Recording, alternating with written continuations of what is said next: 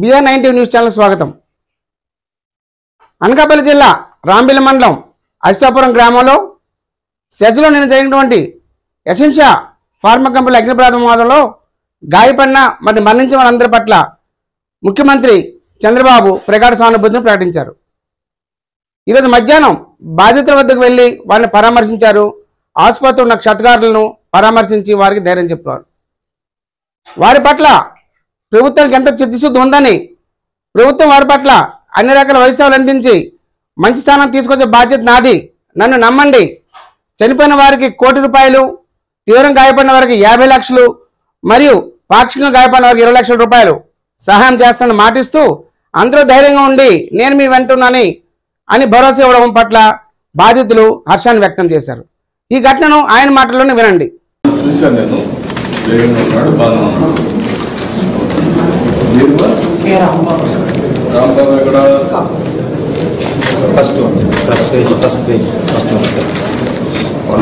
Subhadrapuram sir, Srikakulam జిల్లా sir.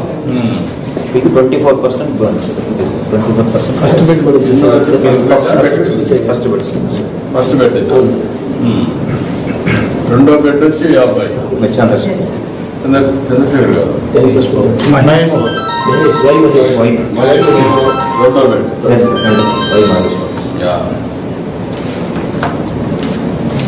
అదే చాలా వరకు ఇది ఉంది. ఇది పర్లేదు, 24% దగ్గర ఏం కాదు, బాగానే ఉంది, రికవర్ అవుతున్నారు. తర్వాత కొద్దిగా బ్లాస్ట్లో వచ్చినటువంటి ఈ పెంకులు వస్తాయి కదా, అవి అక్కడక్కడ ఇదైనాయి, దాన్ని తీసేసి ప్లాస్టిక్ సర్జరీ చేస్తారు. నార్మల్ సపోర్ట్ చేస్తారు. మీరమ్మా జగదీశ్వరరావు థర్డ్ ఎల్కోటమ్మా బాగానే ఉన్నాడమ్మా. 10% బాగున్నాడు, చూసాను. 10% పై ఇంజరీ ఉంది, మాట్లాడాడు. ఇది ఎస్కోట కదమ్మా, ఎస్కోట నియోజకవర్గం మాట్లాడాడు, బాగానే ఉన్నాడు. ఆయనే చెప్పాడు రాజవాకలో ఉన్నాను నేను, కాపురం అనేది ఎస్కోట నాది చెప్పాడు. ధైర్యంగా ఉన్నాడు. మీరమ్మా నారాయణ ఇది 6 మనం చూసిన ఏ పెట్టి నారాయణరావు 36 లాస్ట్ చూసారు. చాలా బాగున్నాడు, ధైర్యంగా ఉన్నాడు. లాస్ట్ కంటే ముందు అదే లాస్ట్ అబ్బాయి అన్మ్యారీడ్ బోన్ ఫ్రాక్చర్. అతను ఎవరు? అతను బోన్ ఫ్రాక్చర్ ఏంటి? Bone fracture Sivaratnam